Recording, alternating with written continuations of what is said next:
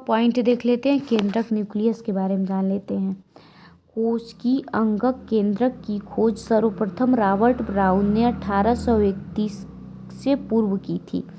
बाद में फ्लेमिंग ने केंद्रक में मिलने वाले पदार्थ जो क्षारीय रंग से रंजित हो जाते हैं उसे क्रोमैटिन का नाम दिया।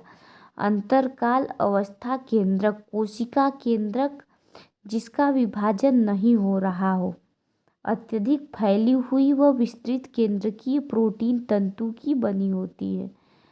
किसकी बनी होती है? केंद्रीय प्रोटीन तंतु की बनी होती है, जिसे क्रोमैटिन कहते हैं। केंद्रीय आधात्री में एक या अधिक गोलाकार संरचनाएं मिलती हैं, जिसे केंद्रिक कहते हैं। इलेक्ट्रॉन सूक्ष्मदर्शी अध्ययन से यह स्पष्ट होता है कि केंद्रक आवरण दो समांतर झिल्लियों का बना होता है, जिनके बीच में 10 से 15 नैनोमीटर का रिक्त स्थान पाया जाता है, जिसे परिकेंद्रकीय अवकाश कहते हैं। यह आवरण केंद्रक में मिलने वाले द्रव्य व कोशिका द्रव्य के बीच अवरोध का काम करता है। बाह्य झिल्ली सामान्यतः अंतःद्रव्यीय जालिका से सतत रूप से जुड़ी रहती है व इस पर राइबोसोम भी जुड़े रहते हैं। निश्चित स्थानों पर केंद्रक आवरण छिद्र बनने के कारण विच्छिन्न हो जाता है। यह छिद्र केंद्रक आवरण की दोनों झिल्लियों के संलग्न से बनता है। इन छिद्रों से होकर आरएनए व प्रोटीन अणु केंद्रक में कोशिका द्रव्य व कोशिका द्रव्य से केंद्रक की ओर आते जाते रहते हैं।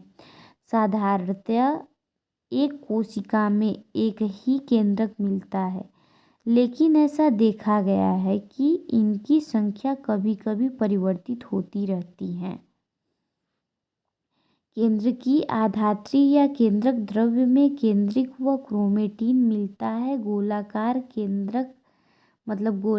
केंद्रिक केंद्रक द्रव्य में पाया जाता है। केंद्रिका झिल्ली रहित वह संरचना है जिसका द्रव्य केंद्रक से सतत संपर्क में रहता है। यह सक्रिय राइबोसोम आरएनए संश्लेषण हेतु स्थल होते हैं। जो कोशिकाएं अधिक सक्रिय रूप से प्रोटीन संश्लेषण करती हैं उनमें बड़े व अनेक केंद्रिक मिलते हैं।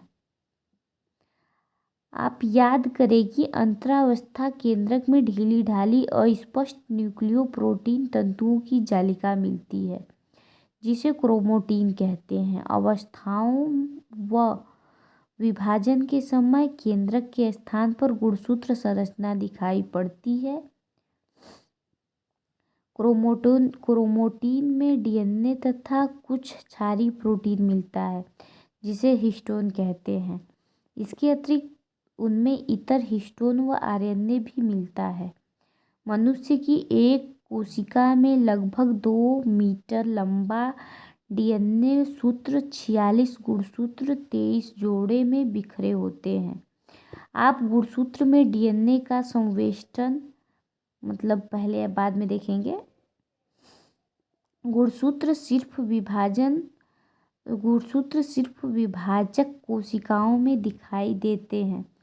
प्रत्येक गुणसूत्र में एक प्राथमिक संकीर्ण मिलता है, जिसे गुणसूत्र सेंट्रोमियर भी कहते हैं। इस पर बिंब आकार की संरचना मिलती है, जिसे काइनेटोकोर कहते हैं।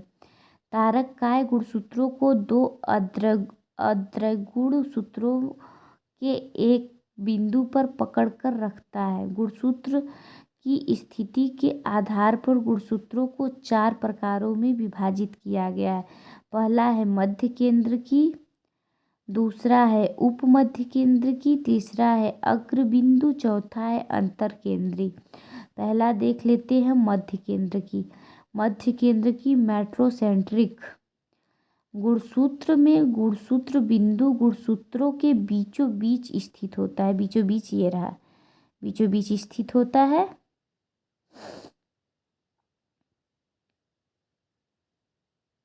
बीचों बीच स्थित होता है, जिससे गुणसूत्र की दोनों भुजाएं बराबर लंबाई की होती हैं। इसमें देख सकते हैं दोनों बराबर लंबाई की हैं। उपमध्य केंद्र की, दूसरा है उपमध्य केंद्र की। सब मेट्रासेंट्रिक गुणसूत्र में गुणसूत्र बिंदु गुणसूत्र के मध्य से हटकर होता है, जिसके परिणाम स्वरूप एक भुजा छोटी व एक भुजा बड़ी होती है। एक भुजा छोटी और एक भुजा बड़ी होती है। और फिर तीसरा है अग्रबिंदु एक्रोसेंट्रिक। तो गुणसूत्र में गुणसूत्र बिंदु इसके बिल्कुल किनारे पर स्थित होती हैं, बिल्कुल किनारे पर मिलता है, जिससे एक भुजा अत्यंत छोटी व एक भुजा बहुत बड़ी होती है। जबकि अंतर केंद्र की मतलब चौथा फिम्ब्रोसेंट्रिक गुणसूत्र में गुणसूत्र बिंदु गुणसूत्र के शीर्ष पर स्थित होता है। ये रहा गुणसूत्र का चित्र।